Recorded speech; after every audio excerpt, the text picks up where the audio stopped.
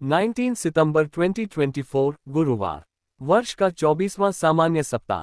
पहला पाठ 1 कुरिन्थियों 15, 1-11। भाइयों, मैं आप लोगों को उस वस्तु का स्मरण दिलाना चाहता हूं, जिसका प्रचार मैंने आपके बीच किया, जिसे आपने ग्रहण किया, जिसमें आप दृढ़ बनाए गए हैं। और यदि आप उसे उसी रूप में बनाते हैं, जिस रूप में मैंने उसे आपको आश्वस्त किया है, तो उसके द्वारा आपको मुक्ति मिलती है। नहीं तो आपका विश्वास वैकल्पिक होगा। मैंने आप लोगों को मुख्य रूप से यही शिक्षा दी है, जो मुझे मिली थी, और वह इस प्रकार है: मसीह हमारे पापों के प्रायश्चित के लिए मरे, जैसा कि धर्मग्रंथ में लिखा है। वह कब्र में रखे गए और तीसरे दिन जी उठे, जैसा कि धर्मग्रंथ में लिखा है। वह कैफ्स को और बाद में 12 में नजर आए। फिर वही एक ही समय में 500 से अधिक कर्मचारी सामने आए। उनमें से अधिकांश आज भी जीवित हैं, हालांकि कुछ मर गए हैं। बाद में वह याकूब और फिर सभी प्रेरणाओं के साथ सामने आए।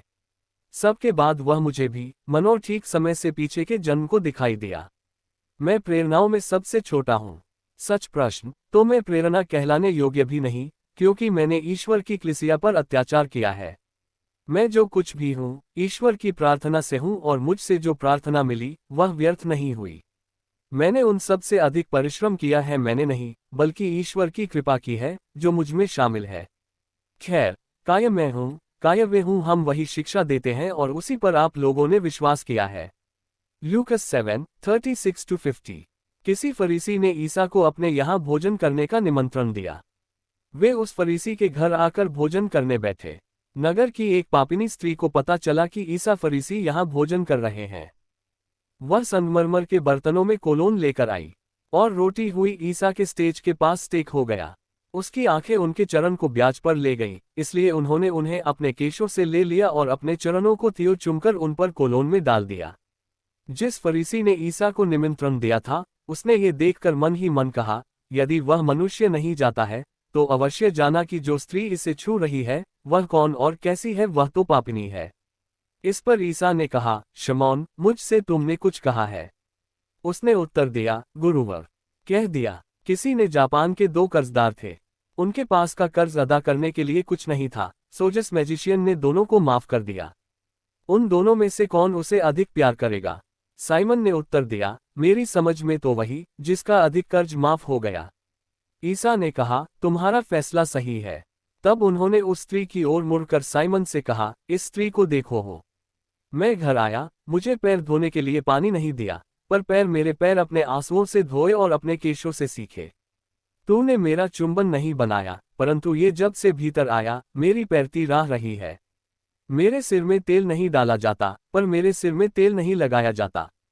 इसलिए मैं तुमसे कहता हूँ, इसका बहुत से पाप क्षमा हो गए हैं, जैसा कि बहुत प्यार करने वाला दिखाया गया है। जिस पर कम क्षमा की गई, वह कम प्यार स्वामी है। ईसा ने उस स्त्री से कहा, तुम्हारे पाप क्षमा हो गए हैं। भोजन करने वाले मन ही मन देखने लगे, ये कौन है जो पापों को भी क्षमा करता है? ईसा ने उस स्त्री से कहा, तुम्हारे विश्वास ने पूर्वजों को गिरा दिया है।